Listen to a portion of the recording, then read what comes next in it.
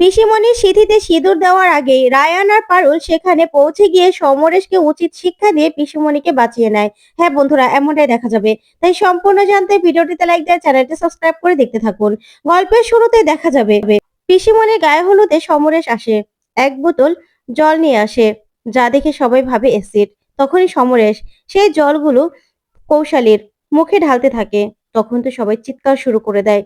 তখনই দেখা যাবে জল ঢালা শেষ হলেই কৌশালী বুঝতে পারে যে এটা শুধুমাত্র জল। তখনই সমরেশ বলে, কি কৌশালী, ভয় পেয়ে গেছিলে তাই না? আমার জীবন থাকতে আমি তোমার কোনো ক্ষতি করতে পারি বলো? এখানে না গঙ্গার জল ছিল। আমি জানি তুমি এখনো গঙ্গার জলের মতোই পবিত্র। তাই তাই আর একটা সুযোগ কি আমি পেতে পারি না কৌশালী? আমি তোমার জন্য এত বছর ধরে অপেক্ষা করে আছি। তুমি কি আমার ভালোবাসার কোনো মূল্য দেবে না? তখন কৌশালী কিছুই বলে না। ওইদিকে পারুল বলে, আচ্ছা আপনি কেন আমার পিসিমণিকে আবার ম্যানিপুলেট করার চেষ্টা করছেন? বলুন তো, কেন করছেন? শুনুন, আপনি না আমার পিসিমণির পাশ ছিলেন, তাই আপনাকে ভুলে গিয়ে পিসিমণি অনেকটা এগিয়ে এসেছে। পিসিমণি এই বিয়েটা করবে, বুঝতে পেরেছেন? আপনার কথায় না আমার পিসিমণি আর গলে যাবে না। আপনি কেন এসেছেন এখানে? কেন এসেছেন? আপনার উদ্দেশ্যটা কি? তখন সমরেশ কিছুই বলে না। তারপরে পারুল বলে, পিসিমণি আপনি কাঁদছেন কেন? বলুন তো, আপনার তো কিছু হয়নি, আপনি কেন কাঁদবেন?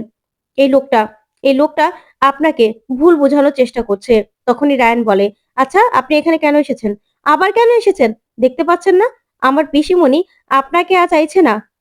আর একটা মানুষ আপনার জন্য কত বছর আর অপেক্ষা করতে বলুন তো? আপনি কেন এত বছর পরে আমার পিসিমণির জীবনটা নষ্ট করার জন্য উঠে পড়ে লেগেছেন? আপনার কোনো অধিকার নেই একটা মানুষের জীবন এইভাবে নষ্ট করে দিবেন। চলে যান এখান থেকে। তখন সমরেশ কিছুই বলে না। ওইদিকে দাদু বলে, বড় খোকা, এই শয়তানটাকে আমার চোখের সামনে থেকে এখনই দূর করে দাও। ওকে যেন আমার চোখের সামনে আর না দেখি। তখন এই বললেই দেখা যাবে রায়ানের বাবা বলে, আচ্ছা তুমি কেন এসেছো? কেন এসেছো? চলে যাও এখান থেকে। তোমাকে যেন এখানে আর না দেখি। তুমি যদি এখন কথা না শোনো তাহলে কিন্তু ঘাট ধাক্কা দিয়ে তোমাকে এখান থেকে বের করে দিতে বাধ্য হব। কেন তুমি বুঝতে পারছো না বলো তো? তখন সমরেশ বলে, আমি কৌশালীকে ভালোবাসি, আমি জানি। কৌশালীর মনে ওর বর এখনো নেই। ওর বরের জায়গায় আমি আছি। কি কৌশালী, ঠিক তো? তুমি এখনো আমাকে ভালোবাসো। আমি জানি তো। তুমি শুধু শুধু আমার, আর আমিও শুধুমাত্র তোমার। তুমি প্লিজ আমাকে আরেকটা সুযোগ দাও কৌশালী, আরেকটা সুযোগ দাও। তখন সবাই মিলে সেখান থেকে সমরেশকে বলে বের করে দেয়। তখন তো সমরেশ সেখান থেকে চলে গেলেই কৌশলী খুব কষ্ট পেতে থাকে। তারপরে দেখা যাবে পারুল আর রায়ান বলে, রায়ান এবার কিন্তু আমাদেরকে সতর্ক হতে হবে। এই লোকটা লোকটা কিন্তু এমনি এমনি পিসিমণিকে ছেড়ে দেবে না। তাই আমার মনে হচ্ছে আবারও আবারও কোনো না কোনো কিছু ঘটাতে পারে। তখন রায়ান বলে, হ্যাঁ রে পারুল, ঠিক বলেছিস। আমাদের না তাড়াতাড়ি করে ওই হোটেল রুমে গিয়ে চিপটা আনতেই হবে। তখন পারুল বলে, হ্যাঁ ওই চিপটা আনতেই হবে। বুঝতে পেরেছিস? ওই লোকটার আসল উদ্দেশ্যটা কি সেটা আমাদের জানতে হবে। তারপরে দেখা যাবে সমরেশের সঙ্গে শিরিন কথা বলছে। তখন শিরিন বলে, দেখুন ৮টা ৪৫-এ লগ্ন, তার আগেই কিন্তু আপনাকে যা করার করতে হবে। গেমটা কিন্তু শুরু করে দিতে হবে। তখন সমরেশ বলে, হ্যাঁ হ্যাঁ, তা তো শুরু হয়েই গেছে। আসলে কি বলবো বলো তো, আমার যখনই টাকা দরকার ছিল তখনই তুমি আমার সঙ্গে যোগাযোগ করেছো। আমার খুব উপকার হয়েছে। কৌশালী, কৌশালী কৌশালী এখনো আমাকে ভালোবাসে। আর কৌশালীকে তো আমি টুপিটা পরিয়ে দিয়েছি। শুধু ওর বাড়ির লোক কোনোভাবেই আটকাতে পারবে না। এবার দেখো না আমি কি করি? কিন্তু আমি বুঝতে পারছি না এত খবর তুমি জানো কোথা থেকে? তখনই তখনই শিরিন বলে, জানতে পারবেন। কোথা থেকে জানি? তাই বাকি পেমেন্টটাও না আপনি পেয়ে যাবেন। কি করতে হবে বুঝতে পারছেন তো? তারপরে দেখা যাবে রায়ান সেই হোটেল রুমে আসে।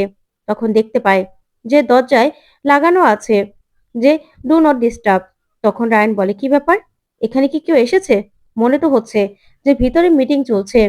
কার সঙ্গে কথা বলছে? না না, এখন দরজায় নক করেও তো ভিতরে ঢুকতে পারবো না। তার থেকে বরং এখন আমি চলে যাই, পরে আসতে হবে ওই জিপটা নেওয়ার জন্য। তখনই রায়ান সেখান থেকে চলে যায়। ওইদিকে সমরেশ সমরেশ আর শিরিন কথা বলতেই থাকে। অন্যদিকে কৌশালীকে খুব সুন্দর বেশ করে বধূর বেশে সাজিয়ে দিয়েছে সবাই। তখন তো কৌশালীকে দেখেই ঠাম্মি কান্নায় ভেঙে পড়ে আর বলে, খুকুমা, তোকে এই বউয়ের বসে দেখার জন্য আমার চোখ দুটো কত যে ছটফট করেছে। এতদিন আমার মনের আশা পূরণ হলো। তোকে আমি বধূর বেশে দেখতে পেলাম। আমার আমার ভালো লাগছে, খুব ভালো লাগছে রে মা। তুই অনেক সুখী হবি। তখনই পিসিমণি বারবার করে সমরেশের কথা মনে পড়তে থাকে। তারপরেই সবাইকে থামিয়ে বলে, বর তো চলে আসবে, আমি আমি নিচে যাই, ঠিক আছে? এই বলেই ঠাম্মি নিচে চলে যায়। তখনই দেখা যাবে অনিরুদ্ধ স্যার চলে আসলেই সবাই চিৎকার করতে থাকে, বর এসেছে, বর এসেছে। তারপরেই পারুল সহ সবাই মিলে সেখান থেকে চলে যায়। তখন পারুল যাওয়ার আগে পিসিমণিকে বলে, কি পিসিমণি, বর তো চলে এসেছে, আর তো মাত্র কিছুক্ষণের অপেক্ষা। এই বলে চলে যায় সেখান থেকে। ওইদিকে রায়ান চলে আসে। তারপরেই দেখা যাবে অনিরুদ্ধ স্যারকে বরণ করা হয়। বরণ করার পরে অনিরুদ্ধ স্যার তার কাকা কাকিমার সঙ্গে সবাইকে পরিচয় করিয়ে দেয়। তারপরে ভিতরে গিয়ে বসলেই ওইদিকে রায়ানের মা মনে মনে বলে, পারুল, এবার তো শিরিন এমন ব্যবস্থা করেছে না, তোমার নাক এমন ভাবে কাটা যাবে, বিয়েটা তো হবেই না, দেখো না কি হয়। এই ভেবেই মৌসুমী খুব খুশি। তারপর দেখা যাবে রায়ান পারুলকে বলে, পারুল রে, আমি তো চিপটা আনতে পারিনি। তখন পারুল বলে, কেন, কি হয়েছে? তখন রায়ান বলে, মনে হচ্ছে ভিতরে কারোর সঙ্গে মিটিং করছিল। তখন পারুল বলে, যাকগে, আর দরকারও নেই। মনে হয় না ওই লোকটা আর কিছু করবে, কারণ পিসিমণিকে তো রেডি করিয়ে দিয়েছি। এইদিকে স্যারও চলে এসেছে, আর বিয়েটা তো হয়েই যাবে। তখন পারুল বলে, ঠিক আছে। তারপর দেখা যাবে অনিরুদ্ধর কাকি কাকিমা বলে, আমরা আমরা তো আর কৌশালীকে দেখতে কোনো সমস্যা নেই, আমরা দেখতে পারবো তো? তখন দাদু বলে, হ্যাঁ হ্যাঁ অবশ্যই, রুকু দিদি, তুমি গিয়ে না দেখে এসো। ওইদিকে দেখা যাবে কৌশলীকে সমরেশ ফোন করতে থাকে। তখন কৌশালী বলে, ভিডিও কল? না না, আমাকে মন শক্ত রাখতে হবে। তখন কৌশালী বারবার করে সমরেশ ফোন করলে ফোনটা ধরে। তখন সমরেশ কান্নার নাটক করে আর বলে, কৌশালী, বধূর বেশে তোমাকে কি সুন্দর লাগছে, তোমাকে না খুব ভালো লাগছে। তুমি আমাকে ছেড়ে চলে যাবে, অন্য কাউকে বিয়ে করবে, অন্য কারোর সঙ্গে ফুলসজ্জা করবে? তখনই তখন এই কথা শুনে পিসিমণি বলে, আচ্ছা তুমি কি চাও বলো তো, কেন আমাকে এরকম ভাবে ডিস্টার্ব করছো? তখন সমরেশ বলে, আমি তো শুধুমাত্র তোমাকেই চাই, তুমি জানো না? যাকগে, আমি তো একটু পরে আর থাকবোই না। তখন কৌশালী বলে, কেন, কি হয়েছে? তখন সমরেশ বলে, এই যে ঘুমের ওষুধ কিনে নিয়েছি, আমি না আর দেখতে চাই না। তোমার বিয়ে তো ৮:৪৫ লগ্ন, আমি চাই না, আমি বাঁচতে চাই না কৌশালী, আমি ঘুমের ওষুধগুলো এখনই খেয়ে নেব। তখন কৌশালী বলে, না না সমরেশ, এরকম করো না, এরকম করো না তুমি। তখন সমরেশ বলে, তাহলে তুমি আমাকে বিয়ে করবে বলো, বিয়ে করবে বলো, না হলে খেয়ে নেব। তখন এরকম ভাবে ব্ল্যাকমেল করে পিসিমণিকে রাজি করিয়ে নেয়। তখন পিসিমণি বলে, হ্যাঁ হ্যাঁ, আমি তোমাকে বিয়ে করব।